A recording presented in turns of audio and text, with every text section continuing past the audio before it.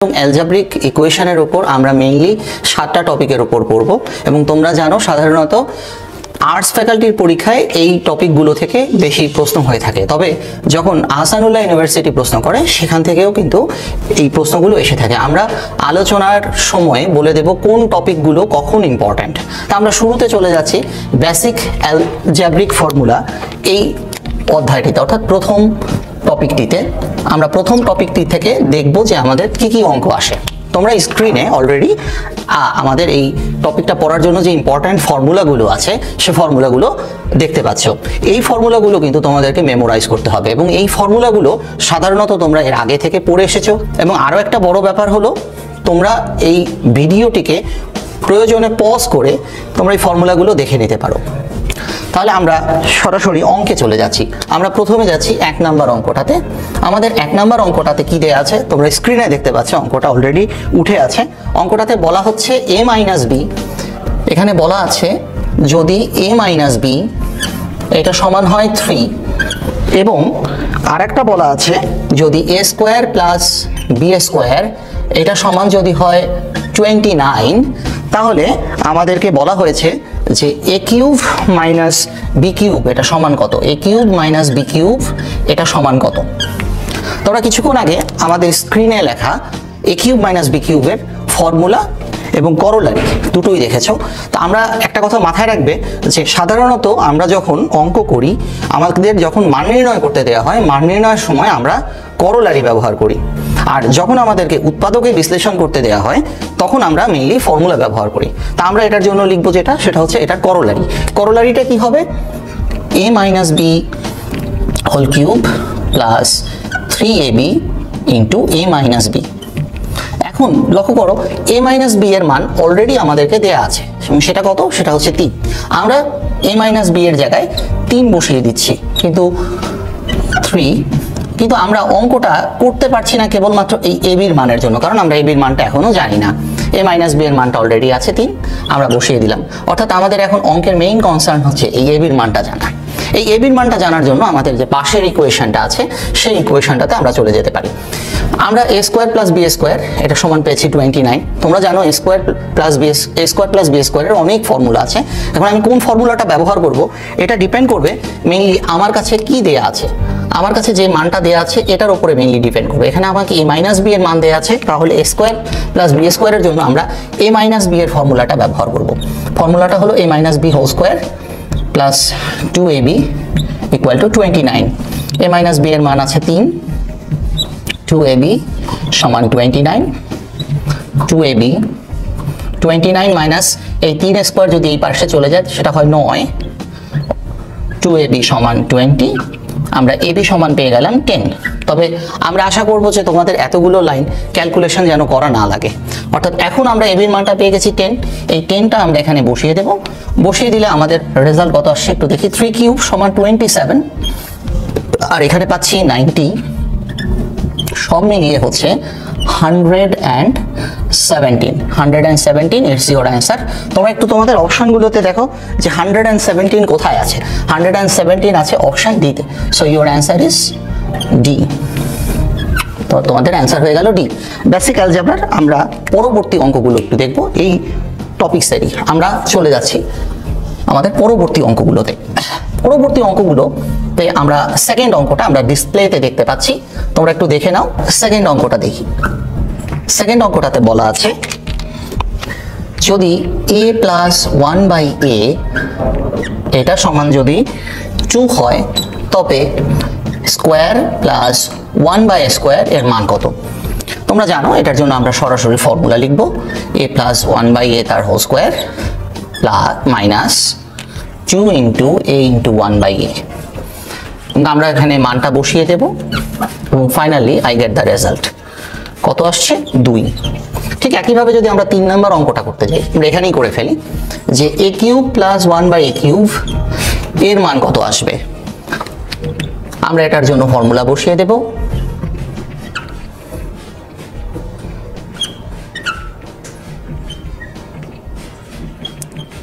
এবং a + 1/a এর মান অলরেডি আমরা জানি 2।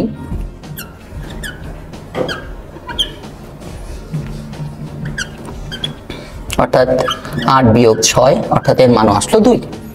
আমরা এমনি করে আমরা চতুর্থ অঙ্কটাতেও যেতে পারি, আমরা বোর্ডের শেষের দিকেই করছি 4 নাম্বার, অর্থাৎ a পাওয়ার 4 প্লাস 1/a পাওয়ার 4 এটা কত। আমরা একে এইভাবে ভাঙতে পারি, তাই না, 1/a স্কোয়ার এই ফর্মুলাতে। তো এটাকে ভাঙলে যেটা হয় a স্কোয়ার 1/a স্কোয়ার তার whole square minus 2 into a square 1/a square. একটু লক্ষ্য করে দেখো, আমরা কিন্তু already a square plus 1/a স্কোয়ারের মানটা 2 পেয়েছি। যেহেতু আমরা 2 পেয়েছি, এখানে আমরা 2টা বসিয়ে দেব সরাসরি, -2 অ্যান্ড ফাইনালি আমার রেজাল্ট হয়ে গেছে 2। আমার এই তিনটা অঙ্কেই কিন্তু a প্লাস 1/a সমান 2 দেয়া ছিল, যে কারণে আমার অঙ্কগুলো করা খুব সহজ হয়েছে। মজার ব্যাপার হচ্ছে পরীক্ষায় সাধারণত এই ধরনের অঙ্ক আসে না। এই অঙ্কগুলো করানোর পেছনে একটাই কারণ, পরীক্ষায় যে অঙ্কগুলো আসে সেই অঙ্কগুলো সম্পর্কে আগে থেকে একটা আইডিয়া নেয়া। তোমরা মাথায় রেখো 1 প্লাস 1/a সমান 2 এর a square plus 1/a square 2 number যে অঙ্কটা ছিল তাতেও কিন্তু আমরা উত্তরটা পেয়েছিলাম 2। কিউবের জন্য কিন্তু আমরা উত্তরটা পেয়েছিলাম 2। আবার 4 এর জন্য আমরা উত্তরটা পেয়েছিলাম 2। আমার পঞ্চম এবং ষষ্ঠ অঙ্ক করার জন্য কিন্তু এই মানগুলো দরকার হবে। এই মানগুলো আশা করি তোমরা মনে রাখবে। আমরা পঞ্চম এবং ষষ্ঠ অঙ্কে চলে যাচ্ছি। পঞ্চম অঙ্কটা তোমাদের অলরেডি তোমাদের ডিসপ্লেতে দেখা যাচ্ছে এবং সেই ডিসপ্লে থেকে আমরা এই অঙ্কটা সলভ করার চেষ্টা করব। ওকে, পঞ্চম অঙ্কটা অলরেডি আমাদের ডিসপ্লেতে দেখা যাচ্ছে। আমরা পঞ্চম অঙ্কটা নিয়ে একটু কথা বলবো। পঞ্চম অঙ্কেও কিন্তু আমাকে বলে দেওয়া ছিল যে a প্লাস 1/a এটা সমান যদি 2 হয়, অঙ্কে বলা ছিল a পাওয়ার 5 প্লাস 1/a পাওয়ার 5 এটা কত। এই ধরনের অঙ্কগুলো কিন্তু খুব ইম্পর্ট্যান্ট পরীক্ষায়, কারণ আর্টস ফ্যাকাল্টি যখন প্রশ্ন করে তারা সাধারণত এর পাওয়ার 5 বা 6 দিয়ে অঙ্কগুলো বেশি দেওয়ার চেষ্টা করে। কিউব বা স্কোয়ার বা পাওয়ার 4 এই অঙ্কগুলো কিন্তু সাধারণত এক্সামে এখন সাধারণত আসে না। আমাদের এই 5 এর জন্য একটা ফর্মুলা জানা দরকার, অর্থাৎ a পাওয়ার 5 প্লাস 1/a পাওয়ার 5 এটা কত। অলরেডি তোমাদের দেখানো যে শুরুতে আমরা যে ফর্মুলাটা দেখিয়েছিলাম ভিডিওতে, সেই ফর্মুলা থেকে কিন্তু আমরা এটাকে লিখতে পারি। সেটাকে লেখা যায় কত, সেটাকে লেখা যায় a square plus 1/a square into a cube plus 1/a cube minus a plus 1/a। তোমাদেরকে কিন্তু আমরা আগেই বলেছিলাম যে আমাদের এই মানগুলো কিন্তু দরকার হবে। আমরা দ্বিতীয় যে অঙ্কটা করেছিলাম সেখানে a square plus 1/a square, তোমাদের যদি মনে না থাকে তাহলে তোমরা একটু পেছনে ব্যাক করে a স্কোয়ার প্লাস 1/a স্কোয়ারের অঙ্কটা দেখে আসতে পারো। সেখানে আমরা এটার মান পেয়েছিলাম কত, এটার মান পেয়েছিলাম 2। ঠিক তেমনি তৃতীয় অঙ্কটাতে a cube plus 1/a cube এটার মানটা পেয়েছিলাম 2, আর a প্লাস 1/a এটার মান অলরেডি দেওয়া আছে 2, সুতরাং আমার অ্যান্সার আসলো 2। অর্থাৎ এই অঙ্কটা করতে গেলে একটু লক্ষ্য করে দেখো, তোমাদেরকে আলটিমেটলি দ্বিতীয় এবং তৃতীয় অঙ্কটা ভালো জানা লাগবেই, আদারওয়াইজ তুমি কিন্তু এই অঙ্কটা সলভ করতে পারবে না। এই জন্য এই অঙ্কগুলো পরীক্ষায় খুব ইম্পর্ট্যান্ট। এই ফর্মুলাটাও ডিফিকাল্ট, এটাও মনে থাকে না পরীক্ষার হলে। ঠিক আছে, আমরা ষষ্ঠ অঙ্কে চলে যাচ্ছি। ষষ্ঠ অঙ্কটা হচ্ছে a পাওয়ার 6 প্লাস 1/a পাওয়ার 6। এটার ফর্মুলাটা কি? এটার ফর্মুলাটা আমরা একটু যদি এইভাবে ভেঙে নিই তাহলে কি আসে, a cube plus 1/a cube তার whole square minus 2 into a cube into 1/a cube. এটা কাটাকাটি গেল। আমরা তৃতীয় অঙ্কে পেয়েছিলাম a cube plus 1/a cube whole square, এটার মান হচ্ছে 2, so 2a square minus 2, that is আমার এই অ্যান্সারটাও আসলো 2। একটা মজার কথা বলে এই টপিকটা শেষ করব, সেটা হচ্ছে 1 প্লাস 1/a এই মানটা যদি কখনো 2 দেয়া থাকে তাহলে এর পাওয়ার যতই হোক, অর্থাৎ এর পাওয়ার 100 প্লাস 1/a পাওয়ার 100 যাই দেয়া হোক না কেন, এর উত্তর কিন্তু 2। এর উত্তর কিন্তু 2, অর্থাৎ এর পাওয়ার হোয়াট এভার যাই হোক না কেন, অর্থাৎ এই পাওয়ার যদি a পাওয়ার 71 প্লাস 1/a পাওয়ার 71 হয় তাহলে এর উত্তর হবে 2। আমরা এই টপিকটা থেকে চলে যাচ্ছি, আমরা যাচ্ছি আমাদের পরবর্তী টপিকে। আমরা চলে যাচ্ছি আমাদের দ্বিতীয় টপিকে। আমাদের দ্বিতীয় টপিকটা হচ্ছে ওয়ান ভেরিয়েবল লিনিয়ার ইকুয়েশন। এই ওয়ান ভেরিয়েবল লিনিয়ার ইকুয়েশন আমরা কাকে আমরা ওয়ান ভেরিয়েবল লিনিয়ার ইকুয়েশন বলি? যেমন ধরো আমি একটা ইকুয়েশন লিখলাম ax plus b equal to c। এই ধরনের ইকুয়েশনকে সাধারণত ওয়ান ভেরিয়েবল লিনিয়ার ইকুয়েশন বলা হয়। এই ক্ষেত্রে আমরা যে কাজগুলো করি যে এই x কে এক পাশে রেখে এই অংশটুকুকে বাদ দিয়ে দিই এবং x এর একটা মানই পাই। অর্থাৎ এখানে আমরা যদি সমাধান করতে আসি তাহলে x এর কেবলমাত্র একটা মান পাওয়া যাবে। এই ধরনের ইকুয়েশনকে বলা হয় one variable linear equation. Linear কেন? লক্ষ্য করে দেখো, এখানে x কিন্তু শুধুই x আকারে আছে, x এর পাওয়ার এখানে কিন্তু 1, আসলে এখানে x এর অন্য কোনো পাওয়ার নেই। অর্থাৎ অঙ্কটা যদি x স্কোয়ার, x কিউব কিংবা √x হতো তখন কিন্তু তার লিনিয়ারিটি হ্যাম্পার্ড হতো। অর্থাৎ লিনিয়ার হওয়ার একটাই নিয়ম, x কেবলমাত্র পিওর x আকারে থাকবে। ওয়ান ভেরিয়েবল বলার কারণ এখানে x ছাড়া আর কোনো ভেরিয়েবল নেই। আমরা এখানে a b c এদেরকে মেইনলি কনস্ট্যান্ট আকারে বিবেচনা করেছি। যেমন ধরো এই ইকুয়েশনটাই যদি এরকম থাকতো যে 2x + 3 = 5, তাহলে এই ধরনের ইকুয়েশনকে আমরা বলবো linear equation.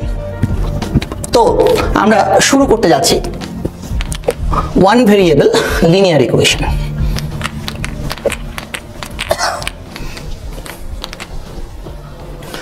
One variable linear ইকুয়েশনটাকে আমরা মেইনলি তিনটা ক্যাটাগরিতে রেখেছি: ইজি ক্যাটাগরি, মিডিয়াম ক্যাটাগরি এবং হার্ড ক্যাটাগরি। মাথায় রাখবে, ইজি ক্যাটাগরি যেটা, সেটা এলিমেন্টারি প্রবলেম।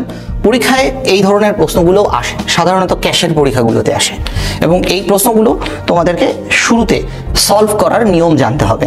তা আমরা চলে যাচ্ছি আমাদের ওয়ান ভেরিয়েবল লিনিয়ার ইকুয়েশনের ইজি ফরম্যাটে আমাদের 7 নম্বর অঙ্কটা দিয়ে। 7 নম্বর অঙ্কটা তোমরা অলরেডি ডিসপ্লেতে দেখতে পাচ্ছ। সেখানে কি লেখা আছে? A number is double and 9 are added. একটা সংখ্যাকে ডাবল করা হলো এবং তার সাথে 9 যোগ করা হলো। তারপর বলা হচ্ছে if the resultant is trebled and divided by 5। তারপরে যদি এই রেজাল্ট্যান্টটাকে ট্রেবল করা হয় এবং তাকে যদি 5 দিয়ে ভাগ করা হয়, ইট বিকামস 15। তাহলে এটা আসে কত? 15। What is the number? নাম্বারটা কত এটা আমাকে বলতে হবে। তা আমাকে শুরুতে বলেছে এ নাম্বার ইজ ডাবল, আমি কিন্তু নাম্বারটা জানি না। আমাকে শুরুতেই যে কাজটা করতে হবে, নাম্বারটা ধরে নিতে হবে। লেট আমার এই নাম্বারটা হচ্ছে x। একটু খেয়াল করে দেখো, এই যে আমি একটা নাম্বার ধরে নিয়েছি x, এটাই হচ্ছে মেইনলি আমাদের এই ওয়ান ভেরিয়েবল লিনিয়ার ইকুয়েশনের মূল কনসেপ্ট। অর্থাৎ এই x এর মানটাই আমাকে বের করতে হবে। তো অ্যাকর্ডিং টু প্রবলেম আমাকে ওরা কি বলেছে যে এ নাম্বার ইজ ডাবলড, এই নাম্বারটাকে ডাবল করা হলো, অর্থাৎ x কে ডাবল করা হলো। x কে ডাবল করলে সেটা হবে কত? 2x। তারপরে বলা হচ্ছে দ্য 9 আর অ্যাডেড, এর সাথে 9 যোগ করা হলো। গুড। তাহলে আমরা যে মানটা পেলাম সেটা হলো কত? 2x + 9। এখন আমাকে যেটা বলা হচ্ছে if the resultant is treble, অর্থাৎ এই রেজাল্ট্যান্টটাকে যদি ট্রেবল করা হয়, মানে 3 গুণ করা হয়, তাহলে আমরা এই রেজাল্ট্যান্টটাকে ট্রেবল করলাম বা 3 গুণ করলাম, অ্যান্ড ডিভাইডেড বাই 5। এবং এই মানটাকে যদি আমি 5 দিয়ে ভাগ করি, এই পুরো মানটাকে যদি আমি 5 দিয়ে ভাগ করি, তাহলে কি পাচ্ছি? দেন ইট বিকাম, এটা হয় কত? এটা হয় 15। আমরা এটাকে লিখে নিলাম, এটা হচ্ছে 15। ওকে, তাহলে আমরা একে বজ্রগুণ করতে পারি। বজ্রগুণ করলে আমার এখানে আসছে 75, আর একে গুণ করলে আসছে 6x + 27। 6x 75 থেকে 27 বাদ কত থাকে? 8, এবং এখানে থাকছে 48। তার মানে 6x = 48। সো 48 কে আমরা মেইনলি 6 দিয়ে ভাগ করলে আমরা পাবো 8। সো আমাদের এখানে x এর মানটা পাওয়া গেল 8। আমরা পরবর্তী অঙ্কে চলে যাব। পরবর্তী অঙ্কটা একটু লক্ষ্য করি। আচ্ছা, আমরা তাহলে অষ্টম অঙ্কটাতে চলে আসি, এবং আমাদের এই অষ্টম অঙ্কটা কিন্তু নোভা থেকে নেওয়া, নোভা জিআরই ম্যাথ প্রিপারেশন, এবং এই অঙ্কটা কিন্তু অনেকবার পরীক্ষায় এসছে, এবং লাস্ট এই অঙ্কটা ইউনাইটেড কমার্শিয়াল ব্যাংকের প্রফেশনারি অফিসারের পরীক্ষায় এসে। অঙ্কটাতে কি বলা? A system of linear equation. আপনারা দেখতে পাচ্ছেন স্ক্রিনে, এখানে বলা x + l এটা সমান যদি হয় 6, x - m এটা সমান যদি বলা হয় 5, x + p এটা সমান যদি বলা হয় 4, এবং x - q এটা সমান যদি হয় 3, তাহলে ওরা আমাকে প্রশ্ন করেছে l + m + p + q এটা সমান কত। আমাকে অঙ্কটা তুলতেই হলো। তো যাই হোক, আমাকে যেহেতু l + m + p + q এই মানটা বের করতে হবে, এটা l আর কি, l + m + p + q এই মানটা বের করতে হবে, তাহলে আমাদের একটা কাজ করলে কেমন হয় যে আমরা একবারেই l এর মানটা বের করে ফেলি। l সমান কত আসছে? l সমান আসছে 6 - x। এখানে m এর মানটা বার করা দরকার। m কত আসতেছে? m আসছে x - 5। তেমনি করে p এবং q এর মানটাও আমরা বের করে নেব। এটা হচ্ছে 4 - x এবং এটা আসছে x - 3। এখন যদি আমি এই l + m + p + q এদেরকে যদি যোগ করি, তাহলে দেখো আমাদের এই প্রত্যেকটা x কাটা যায়। তাহলে আমার এই রেজাল্ট আসে 6 - 5 + 4 - 3, অর্থাৎ এই মানটা আসে 2। এই অঙ্কটা কিন্তু আমরা আরেকটা প্রসিডিউরে করতে পারি। সেই প্রসিডিউরটা কি একটু লক্ষ্য করো, আমি একটু মুছে দিচ্ছি। আমরা এখান থেকেই করতে পারি অঙ্কটা। খেয়াল করো, আমরা যদি এটাকে 1 নম্বর সমীকরণ মনে করি, এটাকে যদি 2 নম্বর সমীকরণ মনে করি, এটা যদি 3 নম্বর সমীকরণ মনে করি, আর এটাকে 4 নম্বর সমীকরণ মনে করি। এখন লক্ষ্য করো, আমরা যদি এইভাবে পারফর্ম করতাম যে 1 নম্বর সমীকরণ থেকে 2 নম্বর সমীকরণকে বিয়োগ করি, কারণ দেখো আমার অঙ্কে কিন্তু x এর কোনো দরকার নেই, আবার আমার অঙ্কে কিন্তু l + m + p + q বলেছে, অর্থাৎ m এখানে নেগেটিভ আছে, এখানে m কে যে কোনো মূল্যেই হোক পজিটিভ করতে হবে। তাহলে একে যদি আমি বিয়োগ করে দিই, তাহলে আমার এই x ও কাটা যায়, আবার m টাও পজিটিভ হয়ে আসে। ঠিক তেমনি করে 3 নম্বর সমীকরণ যোগ করে 4 নম্বর সমীকরণটা বিয়োগ করি, তাহলে লক্ষ্য করো আমার x + l আসছে। এটা যেহেতু মাইনাস করছি, তাহলে -x + m আসছে। এটা যেহেতু প্লাস অবিকৃত থাকবে, এটা যেহেতু মাইনাস -x + q, তাহলে কি হচ্ছে, প্রথমটা যোগ, দ্বিতীয়টা বিয়োগ, তৃতীয়টা যোগ, চতুর্থটা বিয়োগ। তাহলে কিন্তু আমার অঙ্ক ইজিলি চলে আসছে l + m + p + q = 2। আমি জানি না তোমাদের কোন প্রসেসটা ভালো লেগেছে, তোমাদের যে প্রসেসটাই ভালো লাগুক না কেন তোমরা সেই প্রসেসে এটাকে অ্যাপ্লাই করতে পারো। ইজি মিডিয়ামের ওয়ান ভ্যারিয়েবল লিনিয়ার ইকুয়েশনের এতক্ষণ আমরা ইজি লেভেলের অঙ্কগুলো দেখেছি, এবার আমরা দেখব মিডিয়াম লেভেলের অঙ্কগুলো। এবং এই মিডিয়াম লেভেলের অঙ্কগুলো কিন্তু একটু ডিফিকাল্ট হয় এবং একটু ওয়ার্ডি টাইপের হয়। আমরা স্ক্রিনে অলরেডি আমরা অঙ্কটা দেখতে পাচ্ছি, আমাদের 9 নাম্বার অঙ্কটাতে কি বলা হয়েছে, in an examination a student scores 4 marks in every correct answer and lose 1 marks in every wrong answer, অর্থাৎ প্রত্যেকটা সঠিক উত্তরের জন্য একটা পরীক্ষায় একজন স্টুডেন্টকে কত নাম্বার দেওয়া হয়, 4 নাম্বার দেওয়া হয়, আর প্রতিটা ভুল উত্তরের জন্য তার 1 নাম্বার করে কেটে নেওয়া হয়। এবারে প্রশ্ন করেছে, if he attempts all 60 question and secure 130 marks, অর্থাৎ সে যদি 60টি প্রশ্নের সবগুলো প্রশ্নের জবাব দেয় এবং তার নাম্বার যদি হয়, মোট নাম্বার যদি হয় 130, তাহলে সে কতগুলো অ্যান্সার কারেক্টলি দিয়েছে। এই অঙ্কটাও কিন্তু আমাদেরকে সমীকরণ তৈরি করে করতে হবে। তা আমরা একটু চেষ্টা করি, প্রথম থেকেই আসি। অঙ্কটাতে একটা কথা কিন্তু ক্লিয়ার করে দিয়েছে, টোটাল ওকে 60টা প্রশ্নের উত্তর করতে হবে। এই 60টা প্রশ্নের উত্তরে কিছু উত্তর সে কারেক্ট করেছে, কিছু উত্তর ভুল করেছে, আর আমার কাছে জানতেই চাওয়া হয়েছে সে কতগুলো উত্তর কারেক্ট দিয়েছে। তাহলে আমরা যদি ধরে নিই যে তার কারেক্ট অ্যান্সার যদি হয় x সংখ্যক, তাহলে বলো তো রং অ্যান্সার কতগুলো হবে? একটু চিন্তা করো, দেখো টোটাল প্রশ্ন ছিল 60টা, তার মধ্যে x সংখ্যক যদি কারেক্ট হয় তাহলে ভুল হবে কয়টা? ভুল হবে 60 - x। আমরা আরেকটু সহজ করে বলি, মনে করো 60টা প্রশ্ন আছে, তার মধ্যে 40টা উত্তর কারেক্ট দিয়েছে, তাহলে ভুল কয়টা দিয়েছে? নিশ্চয়ই 20টা, বাকি 20টা। তাহলে সেই 20 কিভাবে আসছে? 20 আসছে 60 বিয়োগ 40 থেকে। আর আমরা যেহেতু জানি না এখানে আসলে সংখ্যাটা কত, আমরা ধরে নিয়েছি x, তাহলে রং অ্যান্সার আসবে 60 - x। এবার আমরা আমাদের প্রশ্নে চলে যাই। আমাদেরকে কি বলা ছিল যে প্রত্যেকটা সঠিক উত্তরের জন্য সে কত নাম্বার পাবে?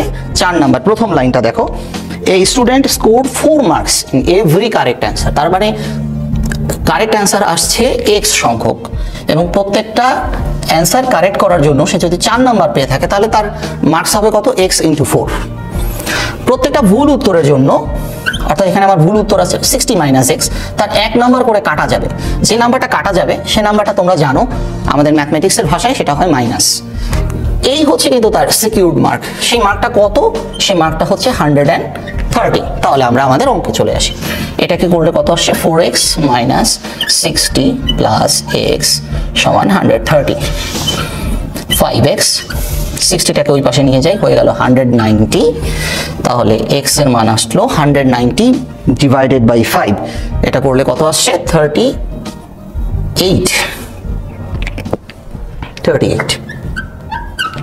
So your answer is 38, এবং এটা আমাদের অপশনের বি নাম্বারে আছে। Thank you. আমরা মিডিয়াম লেভেলটা শেষ করলাম, এবার আমরা যাব আমাদের ডিফিকাল্ট লেভেলে। এই টপিকের শেষ লেভেল এবং সেটা ডিফিকাল্ট লেভেল। একটা কথা মনে রাখতে হবে, ডিফিকাল্ট লেভেলের অঙ্ক যেহেতু ডিফিকাল্ট, সেহেতু মনে রাখতে হবে এই অঙ্কগুলো খুব ইজিলি করা যাবে যদি অঙ্কটা মাথায় ম্যাপ করা যায়। এবং এখন যে আমরা অঙ্কটা করবো ওয়ান ভেরিয়েবল লিনিয়ার ইকুয়েশনের ডিফিকাল্ট লেভেলের অঙ্ক, এই অঙ্কগুলো করার জন্য আমার বোর্ডও দরকার হবে না, আমরা অঙ্কটা একদম মুখে মুখে করতে পারবো। প্রথমে আমরা স্ক্রিনে লক্ষ্য করি, আমাদের অঙ্কটা দেয়া আছে। কি বলা আছে? The price of each mangoes and pineapples is taka 40 and টাকা 30 রেসপেক্টিভলি। অর্থাৎ আম এবং পাইনাপেল, আম এবং আনারস এর দাম যথাক্রমে 40 টাকা এবং 30 টাকা। একটা আম কিনলে দাম পড়বে 40 আর একটা পাইনাপেল কিনলে দাম পড়বে 30 টাকা। এর পরের লাইনে বলা হয়েছে the average price of 10 said fruits is টাকা 36। অর্থাৎ এই 10টা ফ্রুটসের দাম, সেই ফ্রুটসগুলো হচ্ছে ওই সেইড ফ্রুটস বলা হয়েছে, অর্থাৎ এখানে কিন্তু ওই আম আর পাইনাপেলকেই বলা হয়েছে।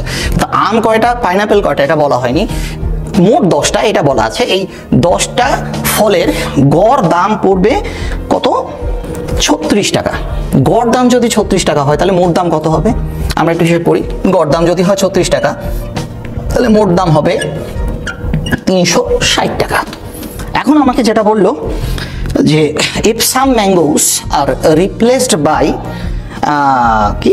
বাই পাইনাপেল, অর্থাৎ আমরা যদি কিছু আমকে পাইনাপেল দিয়ে রিপ্লেস করে দিই, দেন দ্য অ্যাভারেজ কস্ট বিকাম টাকা 34। তখন কিন্তু আর এই অ্যাভারেজ কস্ট 36 থাকবে না, অ্যাভারেজ কস্ট হয়ে যাবে কত? অ্যাভারেজ কস্ট হবে 34। অর্থাৎ তখন অর্থাৎ এই ফ্রুটসগুলোর দাম কিন্তু হবে 340। একটা কথা মাথায় রাখবে, এখানে একটা শব্দ বলেছে রিপ্লেসড। রিপ্লেসড একটা কথা মনে রাখবে, রিপ্লেস করা বা প্রতিস্থাপন করা, এই কথাটা যদি বলে তখন একটা কথা মনে রাখবে, এতে কখনোই মোট সংখ্যার পরিবর্তন হয় না। এই রিপ্লেস কথাটা তোমরা মিক্সচার অ্যান্ড এলিগেশন অধ্যায়ে অনেকবার পাবে, আমাদের এই পরবর্তী বেশ কিছু ভিডিওতে পাবে, অ্যারিথমেটিকের ভিডিওতে কিন্তু এই রিপ্লেস কথাটা পাবে। সে সময় মনে রাখবে কখনোই রিপ্লেস কথাটা বললে মোট মানের কোনো পরিবর্তন আসে না। যাই হোক, আমি আমার মূল কথায় আসি। আমাকে বলা ছিল 10টা ফ্রুটসের দাম গড়ে 36 টাকা, অর্থাৎ 360 টাকা। কিছু আমকে ফেরত দিয়ে আমি কিছু পাইনাপেল কিনেছি, তাতে আমার গড় কমে গেছে, গড় হয়েছে 34, অর্থাৎ মোট দাম হয়েছে 340। তার মানে আমার সেভ হয়ে গেছে কয় টাকা? 20 টাকা। এখন আমাকে প্রশ্ন করছে তাহলে কতগুলো আমকে আমি পাইনাপেল দিয়ে রিপ্লেস করেছি, অর্থাৎ কতগুলো আম ফেরত দিয়ে আমি সেই জায়গাতে পাইনাপেল এনেছি। তাহলে দেখো, একটা আমের দাম ছিল গড়ে ছিল 40 টাকা করে, আর পাইনাপেলের দাম ছিল 30 টাকা করে। তার মানে একটা আম ফেরত দিয়ে আমি যদি একটা পাইনাপেল আনি তাহলে আমার বেঁচে যায় 10 টাকা। একটা আম ফেরত দিয়ে একটা পাইনাপেল আনলে আমার বেঁচে যায় 10 টাকা। আর আমি মোট বাঁচাতে চাচ্ছি কয় টাকা? 20 টাকা। তাহলে কতগুলো রিপ্লেস করতে হবে? এই 20কে আমি 10 দিয়ে ভাগ করব, অর্থাৎ 2। অর্থাৎ আমি যদি 2টা আমকে ফেরত দিয়ে 2টা পাইনাপেল আনি তাহলে আমার 10 টাকা 10 টাকা 20 টাকা বেঁচে যাবে, আর অর্থাৎ আমার গড় 36 থেকে 34-এ নেমে আসবে। এই অঙ্কগুলো কিন্তু মাথায় ম্যাপিং করতে হয়, এই জন্যই অঙ্কগুলো ডিফিকাল্ট। আমরা এতক্ষণ ওয়ান ভেরিয়েবল লিনিয়ার ইকুয়েশন দেখেছি, এবারে আমরা পরবর্তী টপিকসে চলে যাব। পরবর্তী টপিকসটা হচ্ছে টু ভেরিয়েবল লিনিয়ার ইকুয়েশন। আবারও আমরা একটু ব্যাখ্যা করার প্রয়োজনীয়তা বোধ করছি। খেয়াল করে দেখো, কিছুক্ষণ আগে আমরা ওয়ান ভেরিয়েবল লিনিয়ার ইকুয়েশনে দেখেছি এখানে কেবল এক্স ছিল। টু ভেরিয়েবল লিনিয়ার ইকুয়েশনে এক্স এর সাথে কিন্তু ওয়াই আসবে। যেমন দেখো, এই সমীকরণগুলো হবে এইরকম যে a1x plus b1y equal to c1, a2x plus b2y equal to c2। যেহেতু এখানে ভেরিয়েবল দুটো, সেহেতু এই অঙ্কগুলোর যদি ট্রিভিয়াল সলিউশন প্রয়োজন হয়, আমি কিন্তু আরেকবার বলছি, that should B A trivial solution. Trivial solution মানে এক্স এবং ওয়াই, অর্থাৎ এদেরকে যদি আমরা গ্রাফ আঁকি এবং গ্রাফে এই ইকুয়েশনগুলোকে ফেলি, সেটা যদি একটা বিন্দুতে মেলে তাহলে এটার যে সলিউশনটা পাওয়া যায়, এই সলিউশনকে বলা হয় ট্রিভিয়াল সলিউশন। এর যদি আমাদের ট্রিভিয়াল সলিউশন পেতে হয় তাহলে আমাদের অবশ্যই দুটো সমীকরণ লাগবে। অর্থাৎ টু ভেরিয়েবল লিনিয়ার ইকুয়েশনের সবচেয়ে বড় কনসেপ্ট হচ্ছে এখানে দুটো ভেরিয়েবল থাকবে, এবং একে যদি আমি অনায়াসে সমাধান করতে চাই, অর্থাৎ এর যদি একদম ট্রিভিয়াল সলিউশন পেতে চাই, তাহলে আমাকে অবশ্যই দুটো সমীকরণ নিয়ে কাজ করতে হবে। আমরা টু ভেরিয়েবল লিনিয়ার ইকুয়েশনকেও ওয়ান ভেরিয়েবল লিনিয়ার ইকুয়েশনের মতো দুটো সাব ক্যাটাগরিতে ভাগ করে রেখেছি।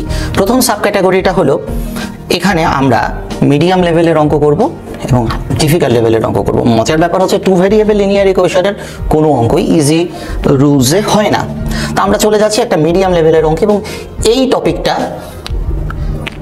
আর্টস ফ্যাকাল্টির পরীক্ষায় অত্যন্ত গুরুত্বপূর্ণ একটা টপিক। আমরা এটা নিয়ে শুরু করছি। আমরা যাচ্ছি আমাদের 11 নম্বর অঙ্কে। 11 নম্বর অঙ্কটা অলরেডি তোমরা ডিসপ্লেতে দেখতে পাচ্ছ। 11 নম্বর অঙ্কটা কি বলা আছে? বলা আছে y ডিভাইডেড বাই x, এটা সমান যদি ওয়াই ডিভাইডেড বাই এক্স এটা সমান যদি হয় 3/7, এবং ওরা সাথে সাথে কিন্তু আরও একটা অঙ্ক দিয়েছে, কি বলেছে যে এক্স প্লাস 2y এটা সমান যদি হয় 13, তাহলে প্রশ্ন হচ্ছে এই ক্ষেত্রে এক্স ওয়াই এর মান কত, অর্থাৎ এই ক্ষেত্রে ওয়াই এর মান কত। আমরা সবাই যে কাজটা করি, সাধারণত যেটা করি, আমরা কি করি, এই অঙ্কটাকে বজ্রগুণ করি, অর্থাৎ এটা হয় 3x সমান 7y। এই ক্ষেত্রে আমরা x এর মানটা নিয়ে আসি 7y/3, সেক্ষেত্রে এই x এর জায়গায় 7y/3 করে মান বসিয়ে আমরা একটা y এর সমাধান বার করার চেষ্টা করি এবং y এর সমাধানটা পেয়ে যাই এভাবে। সাধারণত এই নিয়মে আমরা সবাই অঙ্ক করতে পারি, বাট আমরা এক্সাম হলে এই নিয়মে অঙ্ক করব না। আমরা কি করতে পারি, আমরা একটু দেখার চেষ্টা করি। যেমন দেখো, এই অঙ্কটাতে বলা আছে y/x সমান 3/7। এখান থেকে কিন্তু একটা জিনিস ক্লিয়ার, y এর মান যদি 3 হয় তাহলে x এর মানটা হবে 7, y এর মানটা যদি 3 ভাগ হয় x এর মানটা হবে 7 ভাগ। অর্থাৎ এটাকে যদি আমি ফ্র্যাকশনের ভাষায় ফেলি, সেক্ষেত্রে কিন্তু তুমি কিন্তু বলতে পারো না যে y এর মান আসলে 3 কিনা বা x এর মান 7 কিনা, এই কথাটা কিন্তু তুমি আগে থেকে বলতে পারো না। এটা তোমাকে ব্যাখ্যা করে দেবে এই পরের জায়গাটা। তুমি যদি y এর জায়গায় 3 বসাও এবং x এর জায়গায় 7 বসাও, এখন দেখো এই মানটা কি 13 আসে? যদি 13 আসে তাহলে তুমি নিশ্চিন্তে বলতে পারো যে y এর মান 3 এবং x এর মান 7। কিন্তু প্রশ্ন হচ্ছে, যদি স্যার আমার পরীক্ষায় এই অঙ্কটা যদি এইটা থাকতো, তাহলে আমার x এর মান এবং y এর মান কত আসতো? কারণ আপনি দেখেন, আপনি যেভাবে বলেছেন যে y এর মান 3 বসাতে হবে, x এর মান 7 বসাতে হবে, এটা করলে তো মানটা 13 আসে, এই মানটা তো 39। তাহলে কি আমার অ্যান্সার এটা কি ঠিক আছে? না, অবশ্যই ঠিক নাই।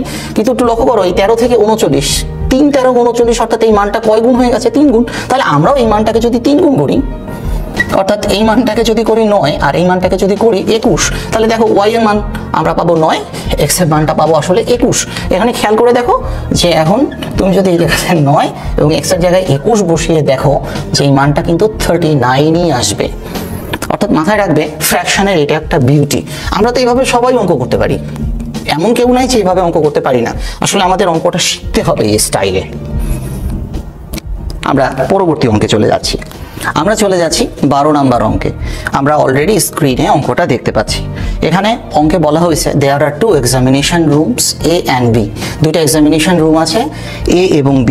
If 10 students are send from A to B, অর্থাৎ A থেকে B তে যদি 10 জন স্টুডেন্টকে পাঠানো হয়, and the number of the each room is same, তাহলে প্রত্যেকটা রুমের স্টুডেন্ট সংখ্যা সমান হয়ে আসে। প্রথম শর্তে বলা হচ্ছে যে দুটো রুম আছে, এ রুম থেকে যদি বি রুমে 10 জন স্টুডেন্টকে পাঠানো হয় তাহলে স্টুডেন্টের সংখ্যা সমান হয়ে আসে। সেকেন্ড অপশানে বলা হচ্ছে if 20 candidates are sent from B to A, যদি 20 জন স্টুডেন্টকে বি থেকে এতে পাঠানো হয়, then the students A is double the student of B, অর্থাৎ এ রুমে স্টুডেন্টের সংখ্যা হবে বি রুমের স্টুডেন্টের সংখ্যার ডাবল। তাহলে প্রশ্ন করা হচ্ছে the number of student in room A is, A রুমে কতজন স্টুডেন্ট আছে এটা আমরা দেখতে চাচ্ছি। তো আমরা 12 নম্বর অঙ্কটাতে যাই। শুরুতে ওরা কিন্তু আমাদেরকে দুটো শর্ত বলেছে, যেহেতু 2 ভেরিয়েবল লিনিয়ার ইকুয়েশন, তাহলে এই ক্ষেত্রে অবশ্যই আমার শর্ত থাকবে দুটো। সেই শর্ত দুটোর প্রথম শর্ত যেটা বলা হয়েছে, সেখানে বলা হয়েছে এ রুমে যে স্টুডেন্ট আছে সেখান থেকে 10 জন স্টুডেন্ট যদি বি রুমে পাঠানো হয় তাহলে স্টুডেন্ট সংখ্যা সমান হয়। আমরা কিন্তু এ রুমে কতজন স্টুডেন্ট আছে তাও জানি না, বি রুমে কতজন স্টুডেন্ট আছে তাও জানি না। তা আমরা ধরে নেব লেট নাম্বার অফ স্টুডেন্ট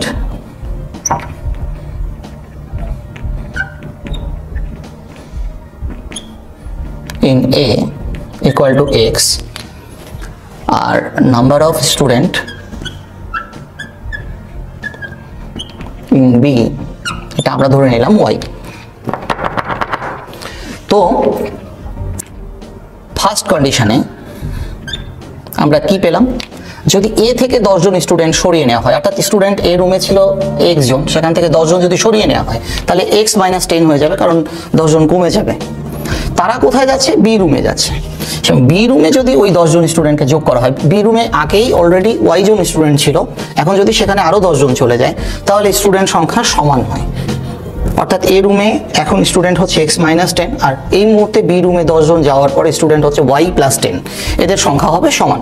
তাহলে আমরা কি এখান থেকে লিখতে পারি যে x - y = 20, ঠিক তেমনি করে সেকেন্ড যে কোশ্চেনটা আছে সেখানে বলা হচ্ছে যদি বি রুম থেকে 10 জন স্টুডেন্ট সরিয়ে এ রুমে দেওয়া হয়, অর্থাৎ এ রুমে আগে আমার স্টুডেন্ট ছিল x জন, এখন যদি বি থেকে আরো 20 জন স্টুডেন্ট এখানে আসে তাহলে তার স্টুডেন্ট সংখ্যা হয় x + 20।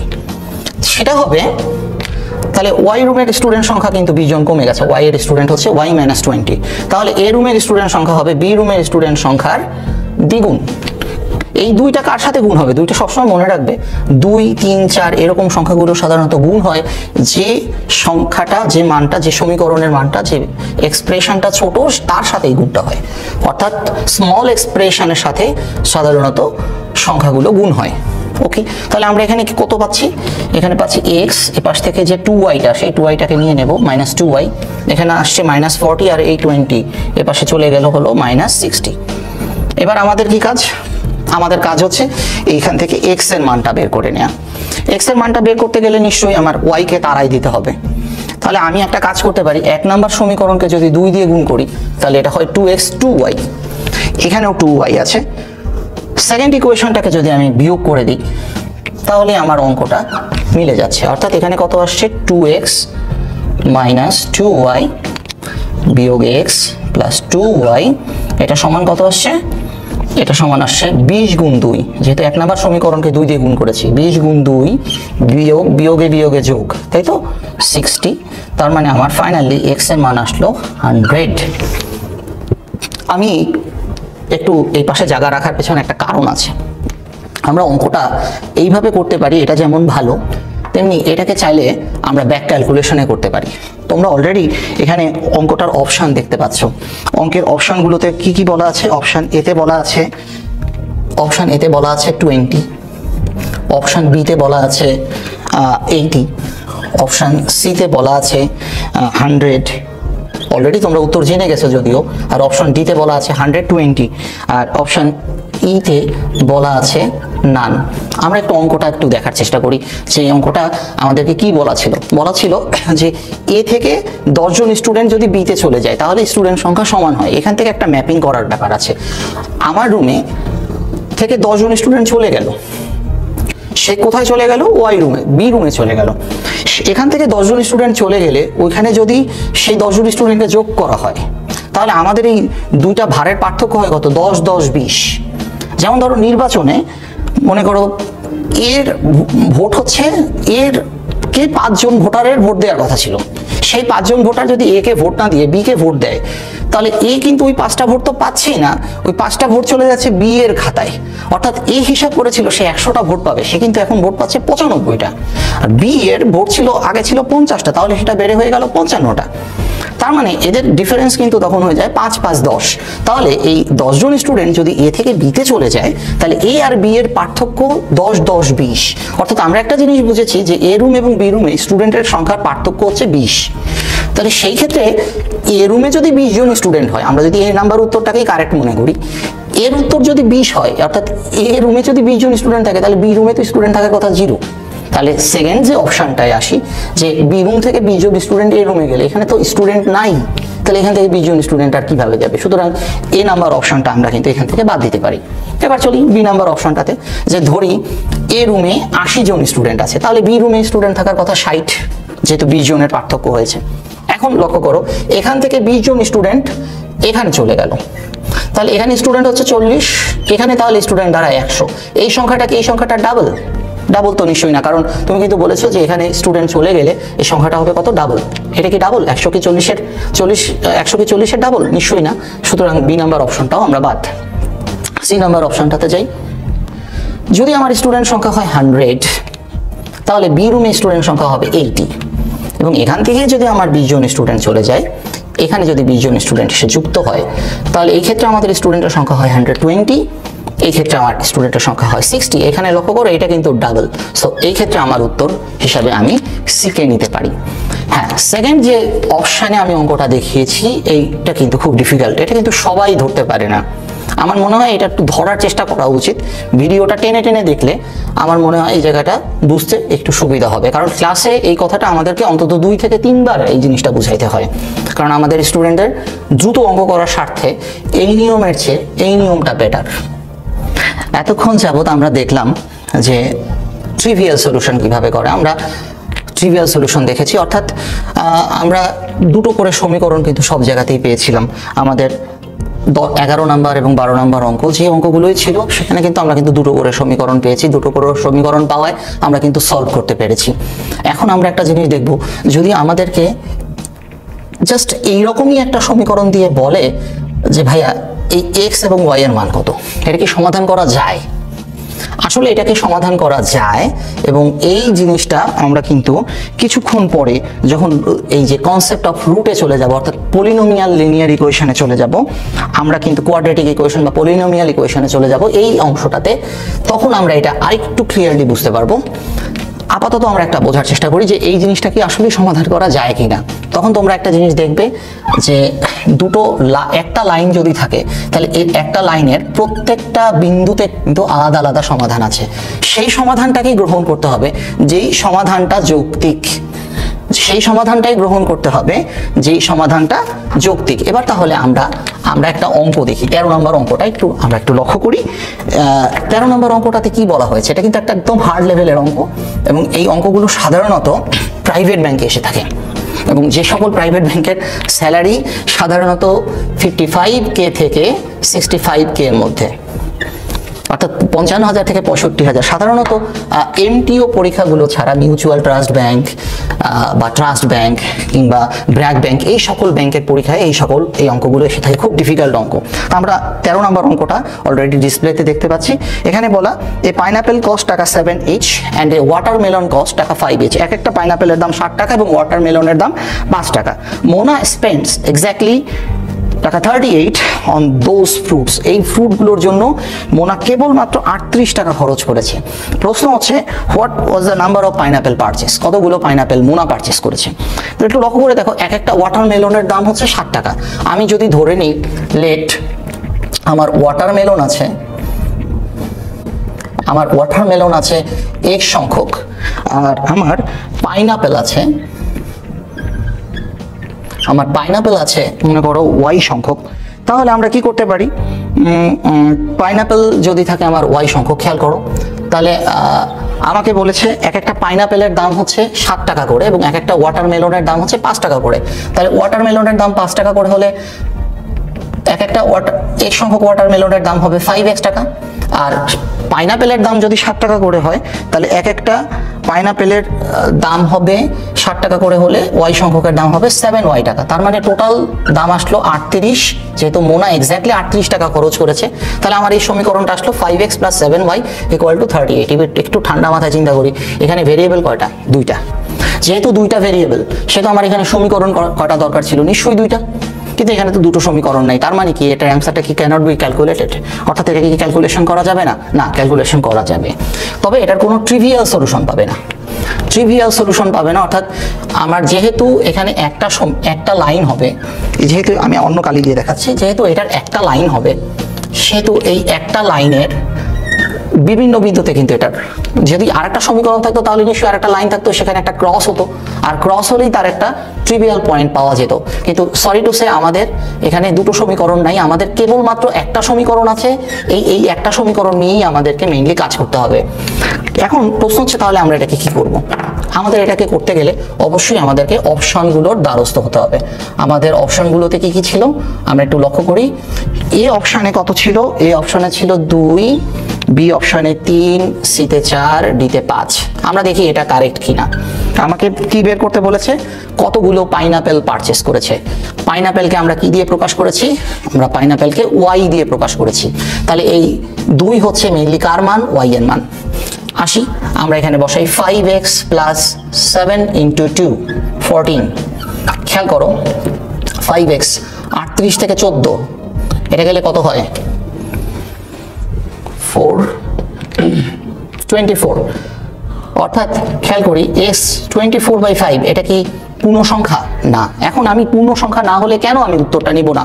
x এর মানটা পূর্ণ সংখ্যা না হলে কেন উত্তর নেব না? কারণ আমরা সাধারণত ওয়াটারমেলন বা পাইনাপেল কেনার সময় কেউ কখনো কোনো অবস্থাতেই ফ্র্যাকশন আকারে কিনি না। আমরা কিন্তু কখনো বলি না এই আমাকে একটা ওয়াটারমেলনের অর্ধেক করে দিন তো, দাদা অর্ধেকটা দিন তো, এই অর্ধেকটা কিন্তু আমরা কখনো নিই না, আমরা কিন্তু নিলে পুরোটাই নিই, এটাই আমাদের বাঙালিদের বৈশিষ্ট্য। সুতরাং এই ট্রু অ্যান্সারটা হচ্ছে না, বিকজ আমি যদি 2টা পাইনাপেল নিই তাহলে ওয়াটারমেলন আমাকে এরকম কেটে কেটে আনতে হবে, এটা সম্ভব না।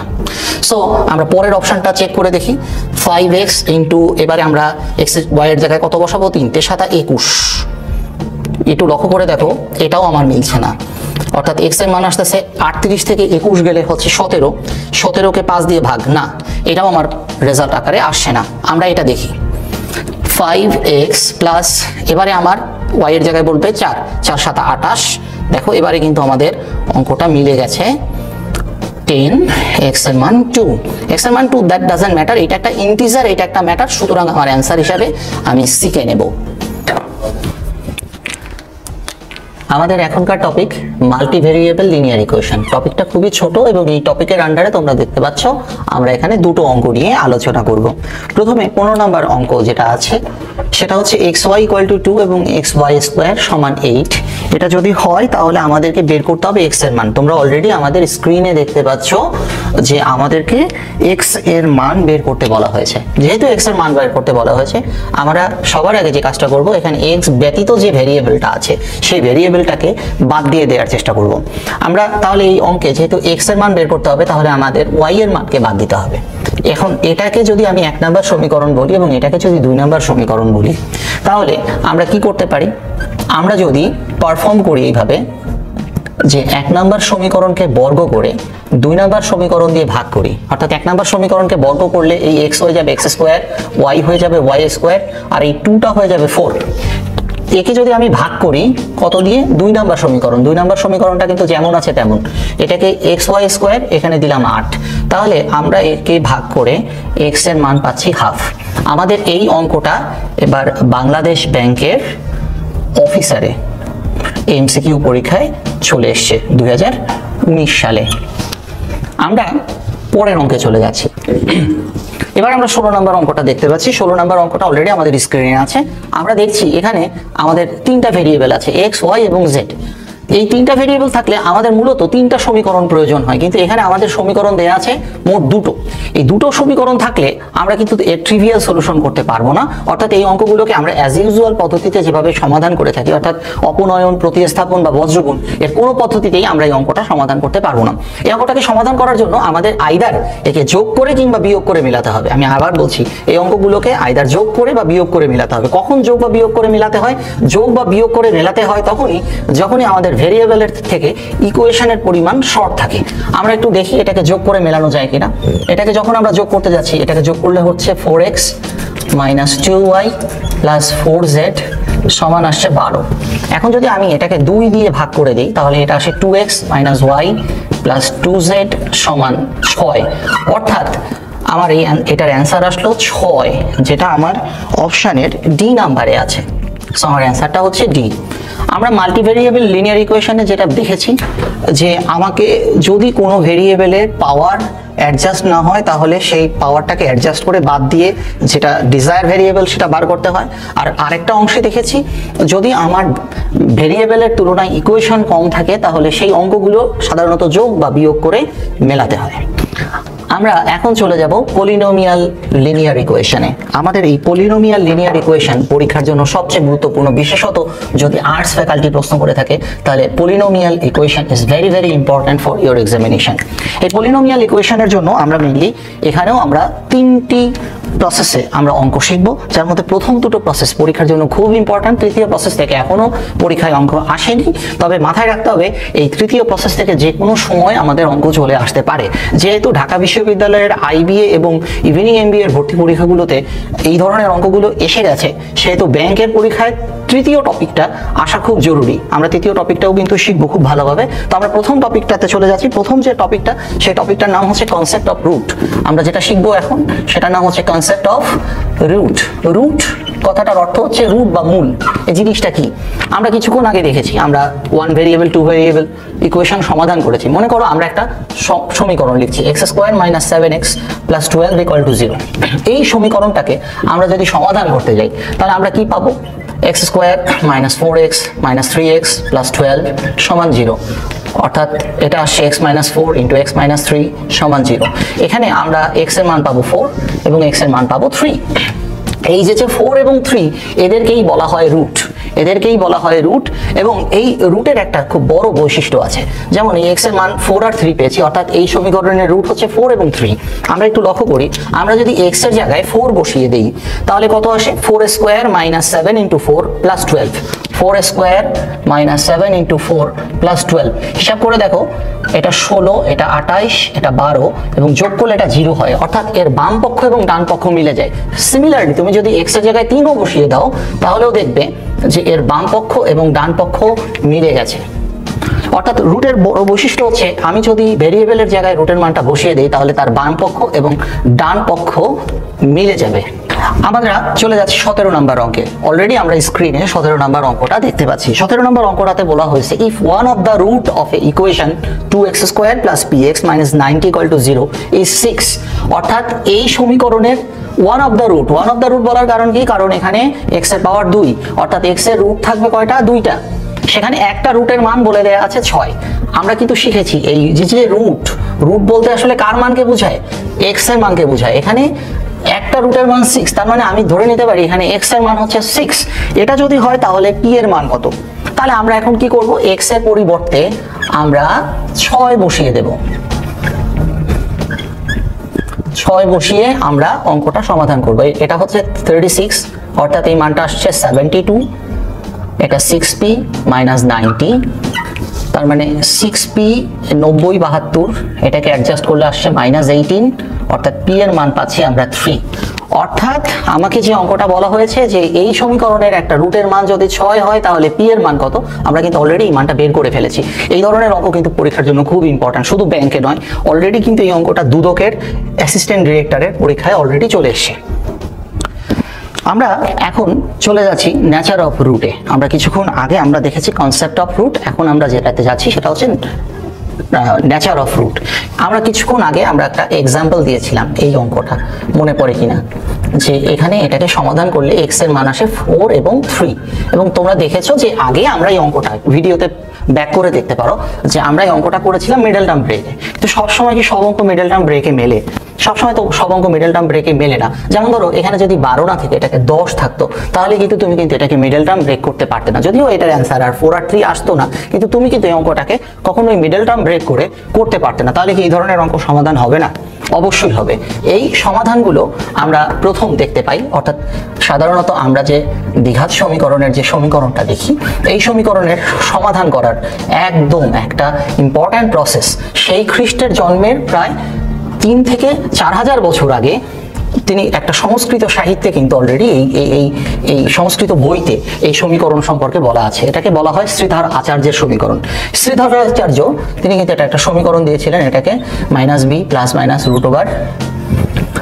√b² - 4ac / 2a। ইদানিং চাইনিজরা দেখলাম যে এই সমীকরণটাকে চেঞ্জ করার চেষ্টা করেছে। আসলে ওরা যেটা চেঞ্জ করেছে এটা কিছুই না, এটার জাস্ট একটা করোলারি প্রসেস। এরকম শর্টকাট কিন্তু আমরা অ্যাচিভমেন্টের ফ্যাকাল্টিরা প্রতিদিনই বানাই। সুতরাং ওই ইকুয়েশন নিয়ে কাজ করার দরকার নেই। আমরা কাজ করলে শ্রীধর আচার্যের এই সমীকরণটা নিয়ে কাজ করব। শ্রীধর আচার্যের এই সমীকরণে অনেকগুলো জায়গা আছে, যে জায়গাগুলো যে ব্যাখ্যাগুলো খুব ইম্পর্টেন্ট, বিশেষত এই মাঝখানের এই লাইনটা b² - 4ac। উনি এটাকে নাম দিয়েছিলেন নিঃসায়ক, ইংরেজরা এর নাম দিলেন ডিসক্রিমিন্যান্ট, যেটাকে আমরা ডি বলি। সেই ডি এর মান কত? b² - 4ac। এই মানটা কেন এত গুরুত্বপূর্ণ আমরা একটু বোঝার চেষ্টা করি। লক্ষ্য করবে যে এই রুটের মধ্যে যদি মানটা কখনো কোনোভাবে 0 আসতো, অর্থাৎ এই ডি এর মান 0 বা b² - 4ac মানটা কোনোভাবে 0 আসে, তাহলে কিন্তু x এর একটা মানই পাওয়া যাবে -b/2a। এটার মানেটা কি? এর মানে হচ্ছে এই সমীকরণটা মনে করে ধরো যে x² - 2x + 1 = 0। এই জিনিসটাকে তুমি কিন্তু একটা হোল স্কয়ার ফর্মে লিখতে পারো না? দেখো তো, এটা কি x - 1 হোল স্কয়ার বলা যায় না? তাহলে একটু খেয়াল করে দেখো যে এখানে x এর কয়টা মান পাচ্ছ? 1। আসলে কিন্তু x এর মান 1 না, 1 এবং 1, অর্থাৎ এখানে মূলগুলো হয়ে যাচ্ছে সমান। তুমি একটু এটা ডি বের করে দেখো। আমরা ABC ব্যাপারটা একটু বোঝার চেষ্টা করি। a হচ্ছে x² এর সহগ। লক্ষ্য করো এখানে x² লিখেছি, এর কিছু নাই, তার মানে এখানে একটা 1 আছে। তাহলে a এর মান হচ্ছে 1, বি এর মান হচ্ছে এক্স এর সহগ, দেখো বি এর সাথে আছে -2, তাহলে বি এর মানটা হচ্ছে -2, সি এর মানটা হচ্ছে 1। এখন এইভাবে যদি তুমি এই সমীকরণে এই মানটা বসাও, বি এর পরিবর্তে -2, সূত্রের 4, এর মান 1, সি এর মান 1, দেখো এখানে মানটা পাচ্ছ 0। অর্থাৎ এই মানটা 0 হয়ে গেলে এটা একটা হোল স্কয়ার ফর্ম হয়, অর্থাৎ এখানে মূল দুটো একই রকম থাকে। তো এই মানটা পজিটিভ হলে কেমন হয়, নেগেটিভ হলে কেমন হয়, এই যে জিনিসটা, এই জিনিসটাকে আমরা নিশ্চয়ক দিয়ে প্রকাশ করি। এবং আজকের ক্লাসের সবচেয়ে গুরুত্বপূর্ণ অংশ হচ্ছে আজ এই টপিকটা, অর্থাৎ d = b² - 4ac। আমরা দেখেছি যদি এই d অর্থাৎ b² - 4ac এই মানটা যদি আমাদের শূন্য চলে আসে, আমরা দেখেছি এই রুটসগুলো কেমন হয়, রুটসগুলো অবশ্যই হয় রিয়াল এবং ইকুয়াল, রিয়াল এবং ইকুয়াল। এই মানটা যদি গ্রেটার দ্যান 0 আসে, অর্থাৎ এই মানটা যদি পজিটিভ আসে, তখন দুটো কোশ্চেন অ্যারাইজ করে। যারা সায়েন্স ব্যাকগ্রাউন্ডের স্টুডেন্ট তারা এটা খুব ভালো করে বোঝার চেষ্টা করবে, যারা সায়েন্স ব্যাকগ্রাউন্ডের না তাদের জন্য আমি কিছুক্ষণ পর একটা কথা বলবো, সেটুকু তোমরা ফলো করবে। অর্থাৎ এই মানটা যদি পূর্ণবর্গ সংখ্যা হয়, অর্থাৎ পূর্ণবর্গ ইংরেজি হচ্ছে পারফেক্ট রুট, এটা যদি পারফেক্ট রুট হয়, পূর্ণবর্গ সংখ্যা হয়, তাহলে আমরা এটাকে বলতে পারবো এটা একটা রিয়েল নাম্বার, এটা একটা রেশিওনাল নাম্বার, কিন্তু ইকুয়াল নয়। আর এটা যদি পারফেক্ট রুট না হয়, নট পারফেক্ট রুট, তাহলে এটা রিয়াল হবে বটে, কিন্তু তখন আর এটা রেশিওনাল না হয়ে এটা হয়ে যাবে ইরেশিওনাল এবং অবশ্যই আনইকুয়াল। সবচেয়ে ইম্পর্টেন্ট, যদি মানটা নেগেটিভ চলে আসে, নেগেটিভ চলে আসা মানে লেস দ্যান 0 হয়ে যায়, তখন এ আর রিয়াল থাকবে না, তখন এটা হয়ে যাবে কমপ্লেক্স অ্যান্ড কনজুগেটেড।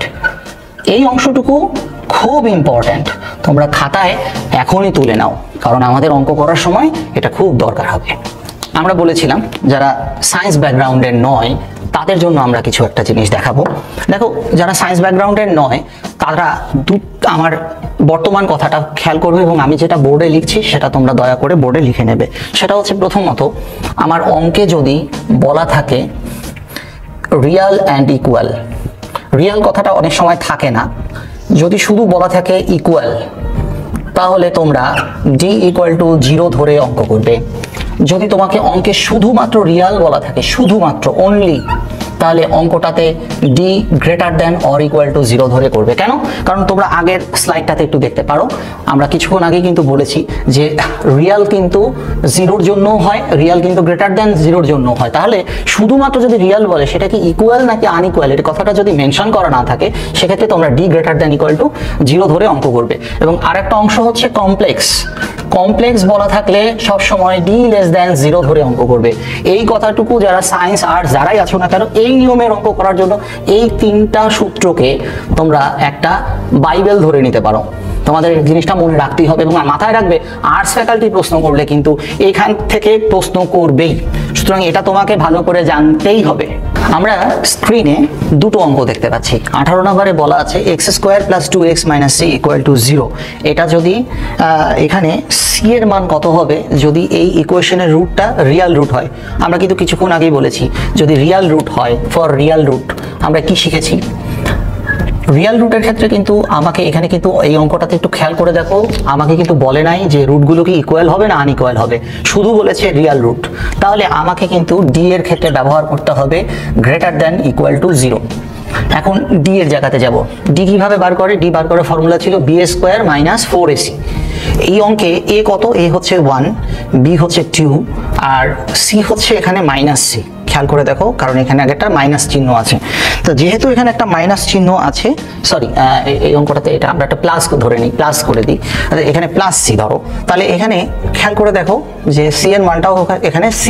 তাহলে আমরা d এর মান কি জানতাম আগে? b² - 4ac। তাহলে এখানে b এর মান হচ্ছে 2 তার স্কয়ার -4, a কত 1, c কত শুধু c, সেটা হচ্ছে > 0। তাহলে এটা আসছে কত 4 - 4c greater than equal to 0, -4c greater than equal -4।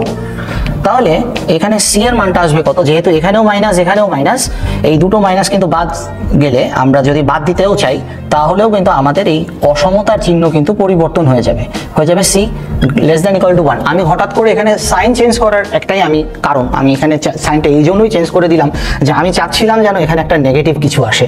Negative আসলে যে আমাদের এই অসমতার চিহ্ন পরিবর্তন করতে হয়, এই ইস্যুটা আমাদের জানা খুব জরুরি।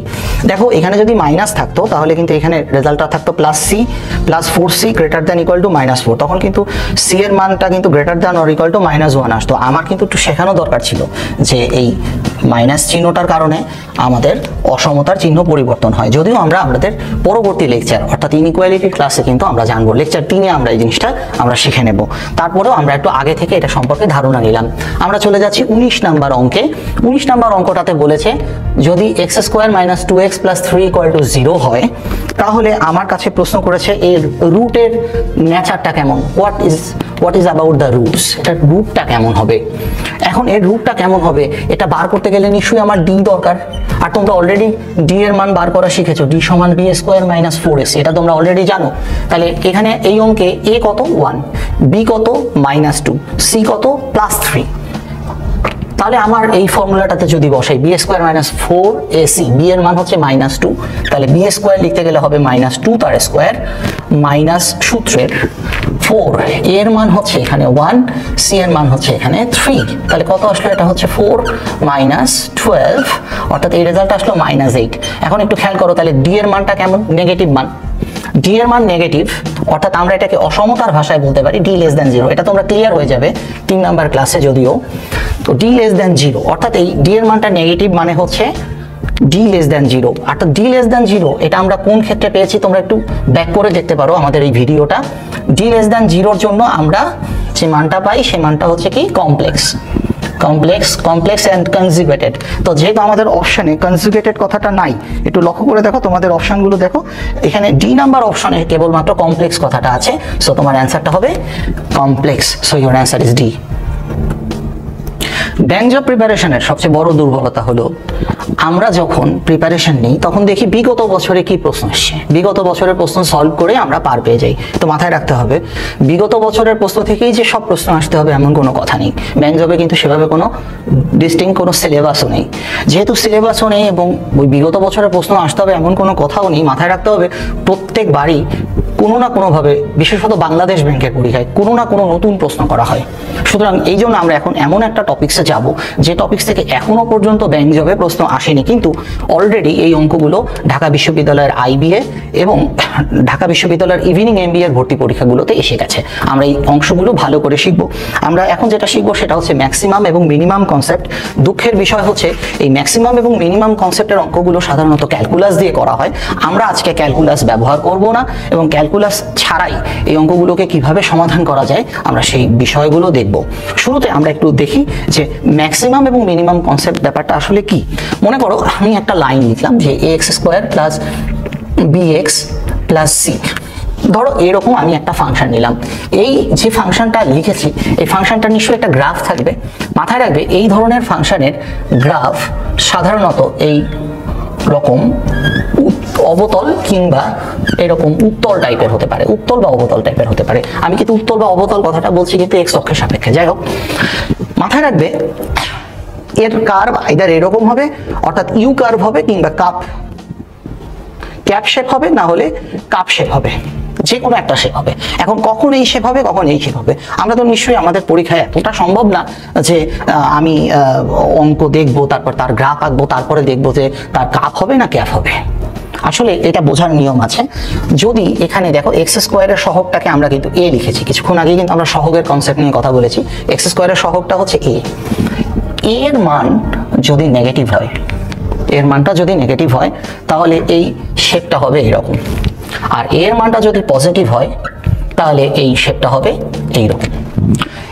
যে শেপটা দেখতে এরকম অবতল টাইপের তার ম্যাক্সিমাম মান থাকে, দেখো এটার ম্যাক্সিমাম মান হয়, আর যেটার মান পজিটিভ অর্থাৎ এরকম কাপ শেপ তার থাকে নেগেটিভ, তার থাকে সর্বনিম্ন মান। অর্থাৎ এই ক্ষেত্রে অর্থাৎ x² এর সহগ যখন নেগেটিভ তখন তার থাকে ম্যাক্সিমাম মান। আমি বলবো কেবলমাত্র অনলি, দেখো আমি কথাটা যুক্ত করেছি, অনলি ম্যাক্সিমাম মান। আর এক্স স্কোয়ারের সহগ যখন পজিটিভ প্লাস পাওয়া যাবে তখন এতে থাকবে অনলি মিনিমাম মান। এই কথাগুলো ভুলবে না, এই কথাগুলো কখনো কোনো অবস্থাতেই ভুলবে না। তা আমরা আমাদের অঙ্কে যাওয়ার আগে একটা ছোট্ট জিনিস একটু প্র্যাকটিস করে নেব। আমরা বোর্ডের একটা কর্নারে একটু ছোট্ট জিনিস প্র্যাকটিস করে নেব। যেমন ধরো তোমাকে প্রশ্ন করা হলো, যে বলা হলো বলো তো বাবা f(x) সমান x square minus 2x plus 5। প্রশ্ন করা হলো বলো তো এটার ম্যাক্সিমাম মান কত। প্রশ্ন করা হলো এটার ম্যাক্সিমাম মান কত। তুমি বলবে যে ভাইয়া এটার ম্যাক্সিমাম মান নাই, নট এক্সিস্ট। এখন প্রশ্ন হচ্ছে এটার ম্যাক্সিমাম মান নাই, এটা তুমি দেখে কিভাবে বুঝলে? কারণ লক্ষ্য করো এখানে এক্স স্কোয়ারের সহগটা কেমন, পজিটিভ না? এটা কি এক্স স্কোয়ার, এটা কি সাইনটা পজিটিভ কিনা? যদি পজিটিভ থাকে তাহলে এটার শুধুমাত্র মিনিমাম মান থাকবে। আমাকে প্রশ্ন করা হয়েছে এর ম্যাক্সিমাম মান কত, তো আমি তখন সাথে সাথেই জবাব দেবো যে ভাই এটার উত্তর করা যাবে না, এটার ম্যাক্সিমাম মান আসলে নাই, নট এক্সিস্ট। কারণ এই ফাংশনটার গ্রাফটা দেখতে মেইনলি এইরকম, তাহলে এটার কিভাবে ম্যাক্সিমাম মান আসে? এর তো শুধুমাত্র মিনিমাম মান হয়। তো দেখো এই অঙ্কটার কনসেপ্ট যত কঠিন, অঙ্কের উত্তর করা কিন্তু তত সহজ। সহজ কেমন? কারণ আমি এই অঙ্কটার শুধুমাত্র এই একটা জায়গা দেখে এটা জবাব দিচ্ছি যে ভাই তুমি যে প্রশ্ন করছো তোমার প্রশ্নটাই ভ্যালিড না। ঠিক তেমনি করে আমাকে যদি এখন প্রশ্ন করা হতো এইভাবে যে দেখো 7 plus 2x minus 2x square, এটার মিনিমাম মান কত? আমার একইভাবে আমি এটা জবাব দিতাম যে ভাই এটার অ্যান্সারটাও করা সম্ভব নয়। কারণ তুমি লক্ষ্য করো এক্স স্কোয়ারের সহগটা তুমি কিন্তু এখানে নেগেটিভ দিয়েছো। যেহেতু এক্স স্কোয়ারের সহগটা তোমার নেগেটিভ আছে, এর মিনিমাম মান কখনো এক্সিস্ট করবে না, এর কেবলমাত্র ম্যাক্সিমাম মান এক্সিস্ট করবে। তাহলে এখন একটা প্রশ্ন দাঁড়ায়, তাহলে ভাই আমি এটার ম্যাক্সিমাম বা মিনিমাম মান কিভাবে বার করতে পারি? এই ম্যাক্সিমাম বা মিনিমাম মান বার করার কোনো প্রসিডিউর আমাদের হাতে আছে কি না? দেখা গেছে যে এ একটা ফাংশন যদি এরকম থাকে x square plus b x plus c, এটার ম্যাক্সিমাম অথবা মিনিমাম যে কোনো একটা মান থাকবে, আমরা অলরেডি এটা জেনে গেছি। এটা বার করার ফর্মুলা হচ্ছে c minus b square divided by 4a, c minus b square divided by 4a। আমরা এখন দুটো অঙ্কে যাব, 21 নাম্বার এবং 22 নাম্বার আমাদের বইয়ের, আমাদের লেকচার শিটের। 21 নাম্বার অঙ্কটাতে বলা হয়েছে যে x square minus 2x plus 3 যদি f(x) এর মান, যদি f(x) এর মান x square minus 2x plus 3 হয় তাহলে এর ম্যাক্সিমাম মান কত? 21 নাম্বার প্রশ্নে এটা প্রশ্ন করেছে, এটার ম্যাক্সিমাম মান কত। আর 22 নাম্বার প্রশ্নে f(x) সমান এই একই প্রশ্ন মাইনাস 2x প্লাস 3 প্রশ্ন করা হয়েছে, এটার মিনিমাম মান কত। এবার তোমরা একটু চলে আসো, তুমি একটু খেয়াল করো, এখানে ম্যাক্সিমাম মান জানতে চাওয়া হয়েছে। এখানে আগে দেখবে এক্স স্কোয়ার এটার চিহ্নটা কেমন, পজিটিভ না নেগেটিভ? এটার চিহ্ন যদি পজিটিভ হয় তাহলে এর মিনিমাম মান থাকবে, ম্যাক্সিমাম মান থাকবে না। আর আমাদের এখানে কি প্রশ্ন করা হয়েছে? ম্যাক্সিমাম। তার মানে কি এই অঙ্কটা কি করা যাবে? অবশ্যই যাবে না। তাহলে আমরা এটার অ্যান্সারটা কি দিব? এটার অ্যান্সারটা দিয়ে দিব can't be calculated, can't be calculated. আর যদি আমাকে এটার মিনিমাম মান বার করতে দেওয়া হয় একই অঙ্কে, এখন কিন্তু আমার কিন্তু আর পালানোর উপায় নেই, এখন কিন্তু আমাকে অঙ্ক করতেই হবে। সেটার ইয়ারটা কি? C minus b square by 4a। কেন আমি এই অঙ্কটা করতে যাচ্ছি? কারণ এখানে এক্স স্কোয়ারের সহগটা কিন্তু প্লাস আছে। সি এর মান কত এখানে? 3 মাইনাস বি এর মানটা হচ্ছে মাইনাস 2 ডিভাইডেড বাই 4 ইন্টু 1, অর্থাৎ 3 মাইনাস 4 বাই 4, অর্থাৎ এটার মান আসছে 2। আমি তোমাদেরকে কিছু হোমওয়ার্ক দেবো, এটা তোমরা বাসায় করবে। ধরো আমি একটা অঙ্ক দিচ্ছি f(x), এটা হচ্ছে 3 minus 2x minus x square. Second অঙ্কটা ধরো f(x), সেটা হচ্ছে x square minus x plus 1। আর 3 নাম্বার অঙ্কটা ধরো দিলাম f(x) সমান x square minus 2x plus 5। এই তিনটা অঙ্কেরই ম্যাক্সিমাম এবং মিনিমাম মান বের করবে। হ্যাঁ, এখন প্রশ্ন হচ্ছে এটার যদি মিনিমাম মান না থাকে তাহলে বলবে যে মিনিমাম মান cannot be calculated, এটার যদি ম্যাক্সিমাম না থাকে বলবে ম্যাক্সিমাম মান is not calculated। ক্লিয়ার? আমাদের এই তিনটা অঙ্ক তোমরা বাসায় করবে। আমরা এখন একটা ইম্পর্টেন্ট জিনিস শুরু করব, সেটা হচ্ছে রেসিপ্রোকাল ল। আমরা একটু এই টপিকগুলোর বাইরে থেকে একটা টপিক আমরা একটু পড়বো, এটা যেটা খুব ইম্পর্টেন্ট, কারণ সেটা আহসানুল্লাহ ইউনিভার্সিটির পরীক্ষায় আসে। আর্টস ফ্যাকাল্টি সাধারণত এগুলো দেয় না, এটা আহসানুল্লাহর খুব ইম্পর্টেন্ট কনসেপ্ট। আমরা একটু অঙ্কগুলো একটু দেখি, দেখবেন যে এই অঙ্কটা রূপালী ব্যাংকের সিনিয়র অফিসারে আসে এবং অঙ্কটা ছিল যদি P/Q এটা সমান যদি হাফ হয় তাহলে ওরা প্রশ্ন করেছিল যে 2p minus q divided by 2p plus q এটা কত। আমরা সাদা কালিতেই এটা বোঝাচ্ছি যেহেতু এটা ইম্পর্ট্যান্ট একটা অঙ্ক, খুব ইম্পর্ট্যান্ট। তা এই ধরনের অঙ্কে আমরা সাধারণত লোকজনকে যেটা করতে দেখেছি, এটাকে 2p করতে দেখেছি, তারপরে একে আমরা যোজন বিয়োজন করে করতে দেখেছি। কিন্তু আমরা তো কিছুক্ষণ আগে একটা কিছু অঙ্ক শিখেছিলাম, ওয়ান ভেরিয়েবল লিনিয়ার ইকুয়েশন। এই জায়গাটাতে একটু ব্যাক করে দেখতে পারো তোমরা। আমরা শিখেছিলাম যেরকম ভগ্নাংশের ইয়া থাকলে আমাদের পি এর জায়গাতে আমরা যদি 1 এবং কিউ এর জায়গায় যদি 2 বসাই তাহলে কিন্তু আমরা অঙ্কটা করতে পারি। তাহলে পি এর জায়গায় যদি আমরা 1 বসাই তাহলে আমরা লিখতে পারি 2 × 1 মাইনাস কিউর মান কত, এখানে কিউ এর মান হচ্ছে 2, তাহলে -2 ডিভাইডেড বাই 2 × 1 প্লাস 2। তাহলে ফাইনালি এই মানটা উপরে 2 বিয়োগ 2 আর নিচে থাকতেছে 4, এই মানটা চলে আসতেছে 0, অর্থাৎ এই মানটা চলে আসলো 0। কিন্তু আমরা যদি 24 নাম্বার অঙ্কটাতে যাই, যে অঙ্কটাতে বলা আছে যে p plus q divided by p minus q এইটা সমান যদি 3 হয় তাহলে p বাই কিউ কত। তো এই ধরনের অঙ্কে আর এই ধরনের অঙ্ক চাইলেও এইভাবে করা যেতে পারে যে আমরা যদি লিখি যে হ্যাঁ এই p প্লাস কিউ, এই 3 নিচের তো একটা গুপ্ত 1 আছে আমরা তো জানি নাকি, তাহলে আমরা কি লিখতে পারি p প্লাস কিউ সমান 3 আর p মাইনাস কিউ সমান লিখতে পারি 1, এইভাবেও করতে পারি। এখানে আমরা সমাধান করতে পারি, অর্থাৎ এই এটা 1 আর এটা যদি 2 হয় তাহলে 1 আর 2 যদি যোগ করি তাহলে আমরা পাবো p এর মান পাবো 2 এবং q এর মান পাবো 1। তাহলে p বাই q এর মানটা চলে আসবে 2/1, আই মিন 2। কিন্তু এটা আমরা না করে যদি সবচেয়ে ভালো হয় আমরা যদি এই অঙ্কটাকে যোজন বিয়োজনে করি, এটাকে যদি যোজন করি তাহলে p প্লাস কিউ প্লাস এটা হয় p মাইনাস কিউ, যোজন বিয়োজন করলে এই p প্লাস কিউর সাথে এই p মাইনাস কিউটা তখন বিয়োগ হয়ে যাবে, অর্থাৎ এর সাইনটা তখন চেঞ্জ হয়ে যাবে। এই জিনিসটা হবে কত, 3 + 1 ডিভাইডেড বাই 3 - 1। এই কনসেপ্টটা খুব জরুরি যে আমার এখানে 3 আছে কিন্তু নিচে কিন্তু গুপ্ত 1 আছে, এই কথাটা মনে রাখা খুব জরুরি। তাহলে কাটাকাটি করলে আমরা কত পাচ্ছি, 2p বাই 2q সমান 4/2, কাটাকাটি করলে p বাই q সমান 2। অর্থাৎ তুমি এভাবেও করতে পারো, চাইলে এভাবেও করতে পারো। এবং এই অঙ্কগুলো কাদের জন্য ইম্পর্ট্যান্ট, আহসানুল্লাহর জন্য ইম্পর্ট্যান্ট। আমরা চলে যাচ্ছি ভ্যালিডেশন কনসেপ্টে। ভ্যালিডেশনের কনসেপ্টের অঙ্কগুলো আর্টস ফ্যাকাল্টি কিংবা আহসানুল্লাহর পরীক্ষায় খুব ইম্পর্ট্যান্ট। আমরা একটু চলে যাচ্ছি, ধরো আমাকে একটা ফাংশন লিখতে দেওয়া হলো, সেটা হচ্ছে ax plus b divided by cx plus d। এই ধরনের ফাংশনকে আমরা সাধারণত ভগ্নাংশ ফাংশন নামে চিনে থাকি। আমরা এই ভগ্নাংশ ফাংশনগুলোর অঙ্ক আমরা কিভাবে করতে পারি আমরা আজকে দেখব। তো লক্ষ্য করো, আমরা চলে যাচ্ছি আমাদের 25 নাম্বার অঙ্কে, আমাদের লেকচার শিটের 25 নাম্বার অঙ্কে। লেকচার শিটের 25 নাম্বার অঙ্কে আমাকে বলে দেয়া আছে যদি fx এটা সমান যদি হয় x divided by 2x minus 1। প্রশ্ন করেছে x এর কোন মানের জন্য এই ফাংশনটা ভ্যালিড না। তোমরা জানো যে কোনো একটা ভগ্নাংশের নিচে উপরে যাই থাকুক না কেন, নিচে যদি 0 আসে তাহলে এই ফাংশনটা কিন্তু আনডিফাইন্ড হয়ে যায়। আনডিফাইন্ড হয়ে গেলে কি হচ্ছে, এই ফাংশনটা আর ভ্যালিড থাকে না, অর্থাৎ এই ফাংশনটাও ইনভ্যালিড হয়ে যাবে যদি এর কোনোভাবে এর নিচের মানটা কোনোভাবে 0 চলে আসে, অর্থাৎ এই 2x মাইনাস 1 অর্থাৎ ডিনোমিনেটর এটা যদি 0 চলে আসে তাহলে এই ফাংশনটা আনডিফাইন্ড বা ইনভ্যালিড হয়ে যাবে।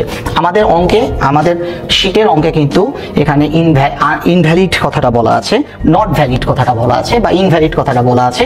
ইনভ্যালিড শব্দটার পরিবর্তে কিন্তু আনডিফাইন্ড এই শব্দটাও থাকতে পারে। আনডিফাইন্ড কথাটার অর্থ হচ্ছে অসংজ্ঞায়িত, এটার অর্থ নট ভ্যালিড বা ইনভ্যালিড, এই শব্দগুলো কিন্তু যে কোনোটাই থাকতে পারে।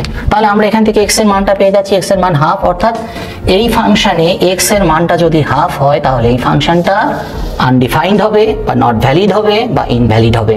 এই অঙ্কগুলো কিন্তু খুব ইম্পর্ট্যান্ট পরীক্ষার জন্য, আমরা কিন্তু এই অঙ্কগুলো পরীক্ষার জন্য খুব ইম্পর্ট্যান্টলি ব্যবহার করব। আমরা চলে যাচ্ছি আমাদের শেষ টপিকসে, অর্থাৎ আমরা চলে যাচ্ছি ফাংশনে। আমরা ফাংশন সম্পর্কে একটু আইডিয়া নেব এবং ফাংশনের অঙ্কগুলো কিভাবে আসে আমরা একটু দেখব। যেমন আমরা 26 নাম্বার এবং 27 নাম্বার দুটো অঙ্কে একটু চলে যাই। 26 নাম্বার অঙ্কটাতে বলা আছে fx সমান যদি x minus 1 divided by 2x plus 1 হয় তাহলে ওরা প্রশ্ন করেছে f1 কত, f1 কত এটা বার করতে হবে। একটু খেয়াল করে দেখো, এই f1 কথাটার মানে হচ্ছে x এর পরিবর্তে আমাকে 1 বসাতে হবে, অর্থাৎ x এর পরিবর্তে আমি যদি 1 বসাই তাহলে আমার রেজাল্টটা চলে আসবে কত, উপরে 0, নিচে যাই থাকুক না কেন আমার রেজাল্টটা চলে আসতেছে 0। ঠিক তেমনি করে আমরা যদি 27 নম্বর অঙ্কটার ক্ষেত্রে আসি, যে এখানে আমাকে fx সমান বলে দেওয়া আছে √(x-1), এটা বলে দিয়ে ওরা আমাদের কাছে বলেছে আরও একটা জিনিস তথ্য দিয়েছে, যে আমার যদি fx এটা সমান যদি 2 হয় তাহলে x এর মান কত। একটু আমরা এই পাশের বোর্ডের এই কর্নারে চলে যাই, খেয়াল করো fx এর মান √(x-1), আবার আরেক জায়গায় বলা fx এর মান 2, তাহলে আমরা কি বলতে পারি না যে এই √(x-1) সমান হচ্ছে 2? আমরা রুটটাকে তুলে দিই, রুটটাকে তুলে দিলে বর্গ করতে হয়, বর্গ করলে আমি x এর মানটা পেয়ে গেলাম 5। অর্থাৎ এই ধরনের অঙ্কের ক্ষেত্রে জাস্ট দুটোকে সমীকৃত করে রেজাল্ট বার করলে অঙ্কটা হয়ে যাচ্ছে। এই অঙ্কগুলো কিন্তু ইম্পর্টেন্ট, মোটামুটি পরীক্ষায় আসে। তবে পরীক্ষায় সবচেয়ে যেটা বেশি আসে সেটা আমাদের এই শেষ অঙ্কটা, এটা কিন্তু আমাদের পরীক্ষায় আসে। এবং এই অঙ্কগুলো যদি আরও এক্সট্রা প্র্যাকটিস করতে চাও তাহলে তোমরা নোভাস জিআরই ম্যাথ প্রিপারেশন এই বইটা থেকে এই নিয়মের অঙ্কগুলো করতে পারো। আমরা কিন্তু নোভার কোনো অঙ্ক এখানে বসাইনি, আমরা সরাসরি একটা ব্যাংকের পরীক্ষায় আসা রূপালী ব্যাংকের সিনিয়র অফিসারের প্রশ্নটাই আমরা এখানে সরাসরি বসিয়েছি। ওরা এখানে একটা প্রশ্ন করেছে, আমাদের স্ক্রিনে দেখা যাচ্ছে যে if star is defined for all positive real number such that a star b সমান ab divided by a plus b। খেয়াল করো এই স্টার বলে কিন্তু কোনো জিনিস ম্যাথমেটিক্যালি ভ্যালিড না, কিন্তু এখানে এই স্টার শব্দটার অর্থ হচ্ছে a স্টার b, অর্থাৎ a আর b এর মাঝখানে স্টার থাকার মানে হলো এই মান দুটোকে গুণ করে ভাগ করতে হবে এর যোগফল দিয়ে। এখন আমাকে অঙ্কে প্রশ্ন করেছে, তাহলে বলতে হবে 10 স্টার 2 কত। আমার অঙ্কের মানে রূপালী ব্যাংকে যে প্রশ্নটা এসেছিল, প্রশ্নটা ছিল 10 স্টার 2 এর মান কত। অর্থাৎ এই ক্ষেত্রে আমরা বলতে পারি a এর মান হচ্ছে 10 এবং b এর মান হচ্ছে 2। তাহলে সেই ক্ষেত্রে আমরা যদি এই সমীকরণে বসাই তাহলে মানটা আসে 10 × 2 ডিভাইডেড বাই 10 + 2, 20 ডিভাইডেড বাই 12। আমরা যদি একে কাটাকুটি করি তাহলে কত দিয়ে কাটা যায়? 4 দিয়ে কাটা যেতে পারে। 4 দিয়ে কাটলে এটা আসছে 5 ডিভাইডেড বাই 3। 5/3 এই অপশানটা আমাদের এ নাম্বার অপশানে আছে, সুতরাং আমার অ্যান্সারটা হচ্ছে এ। এবং এই রুলসটা খুব ইম্পর্ট্যান্ট এবং এটা তোমরা অবশ্যই প্র্যাকটিস করবে। কোন বই থেকে? নোভাস জিআরই ম্যাথ প্রিপারেশন বইটা থেকে।